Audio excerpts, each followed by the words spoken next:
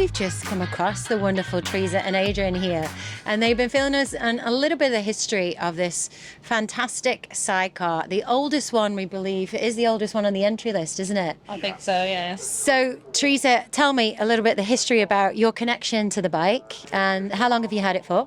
Well, we got this as a box of bits and rubbish, really, back in 1995, and Adrian rebuilt it into what it is now, and of course it's evolved, and we've been racing it ever since. Amazing. Just us two, only this outfit, just really love it, and we've taken it everywhere, all over Europe, where we mostly race, actually, until...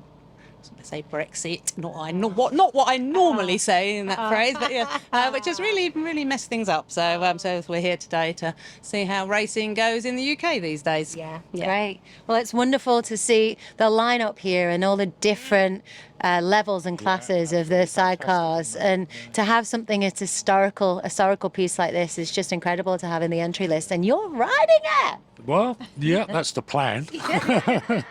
Yeah, we've had some good fun, especially over the years. We've been quite successful with it as an old machine. Mm-hmm. It's still holding together, which is amazing. Yeah.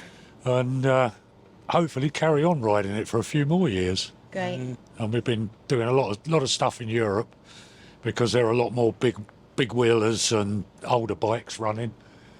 So we have a bit of competitiveness with us, whereas some of this modern stuff is just so fast, we get left behind, to say the least. And what would you say is your biggest achievement so far over the years that you've been racing it on it? Oh, well, we did CRMC Championship 3 times, Belgium Championship, Swedish Championship, Czech TT. We survived the Southern 100 in 2000. 100 in 2014. Sticker on the inside there, which... yeah, we thought we'd do it again. We were the only big wheeler, and we weren't last, and we did overtake, and we got a 9th and 10th, and we survived. So that was it. Quit while you're ahead, because there's no getting it wrong there. So yeah, it was good. So yeah, and it was dry for the Isle of Man that year, so we were very fortunate, really fortunate. Yeah, such a great course, isn't it? That Milan course. Fabulous. Yeah, but there's no runoffs anywhere. Yeah.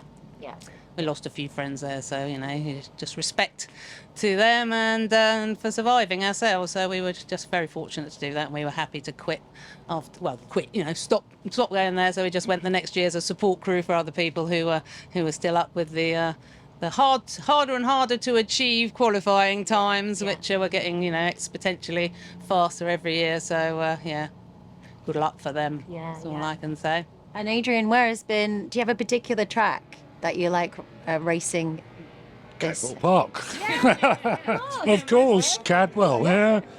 It's difficult to say because each track is a different aspect. Yeah. Yeah, and for us, Cadwell for the UK is the best.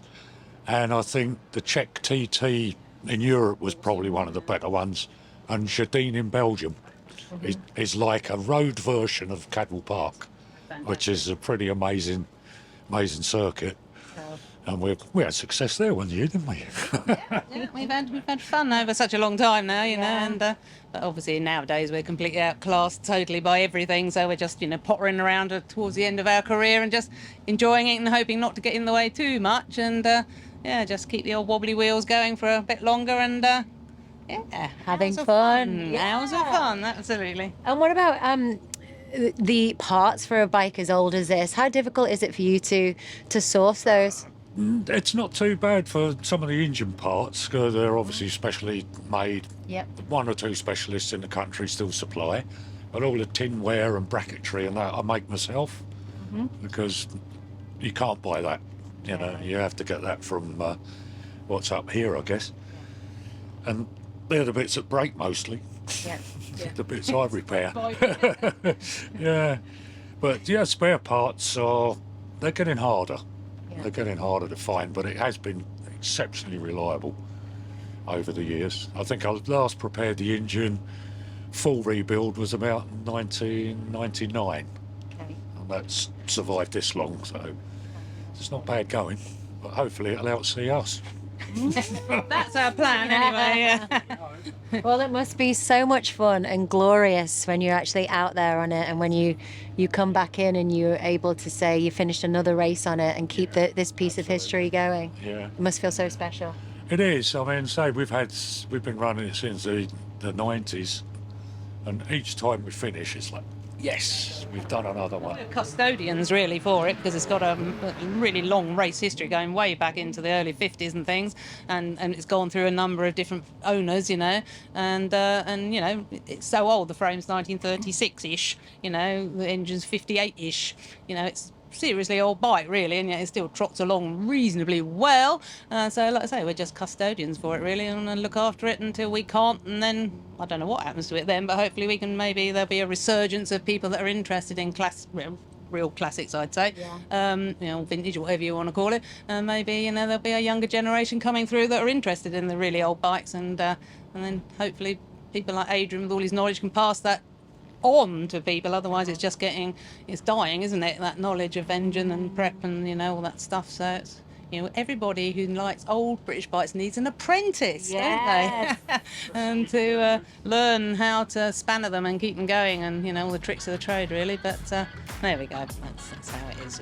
Well, I feel very lucky to have come across you and you guys sharing some of the history and your stories racing with us. Thank you. Thank you for your time. Have a wonderful weekend here at Cadwell, and hopefully see you at one or two more races in the future. We'd love to.